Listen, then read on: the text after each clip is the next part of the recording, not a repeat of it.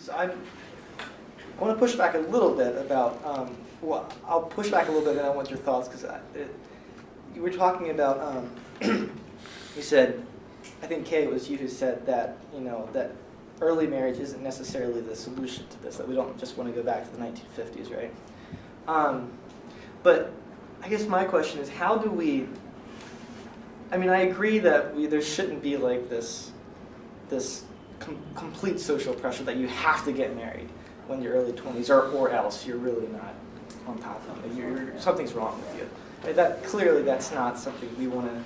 If that was ever the case, we don't want to go back to that. But I don't see how we can solve this problem of the lack of a courtship script without a clear end in mind, and the end is marriage. One definition of courtship I've heard is that finding and winning the right one with the goal of marriage. Right? So marriage is what we're shooting for. But if that's not the goal and young people are in relationships in their 20s, I mean, can we really just expect people to just like go through relationships and say, well, wait for 7 years, right? So how do we do this? Could a better courtship script happen without a lot more early marriage? As I mentioned before, I think there's a tendency when you're not when you're dating and having a series of relationships, but you don't expect to marry till you're 30 or 35, to treat those relationships as something you're using for your own self-exploration. So I think it's a real problem. And it may be that if we were being more honest with young people, and the young people were being more honest with themselves that this is their goal, that it would lead to earlier marriages. But I don't know that I have a clear answer for you. I mean, I think you did describe what is exactly the case now, that it's a postponement strategy to have a number of casual, not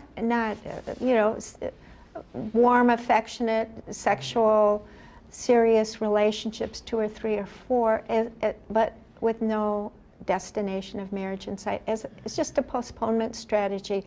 I think there was a study that came out, that was done of a large population of college students at Columbia, and they weren't all Columbia students, but it was, and the women said that they deliberately chose not to get too emotionally involved, because what would that mean? It would mean a commitment. So they either, just had friendships. In fact, some college campuses have friendship dorms where you're not allowed to have any kind of relationship with anybody in your dorm, and people consider it very safe and enjoyable. So, I mean, so now the courtship script or non-courtship script has postponement built into it. And to add to the problem that you're really addressing is, if you have these series of relationships and they end badly, as they often do, what does that do to you psychologically? Yeah, does that exactly. Does that diminish your capacity in the future for opening up?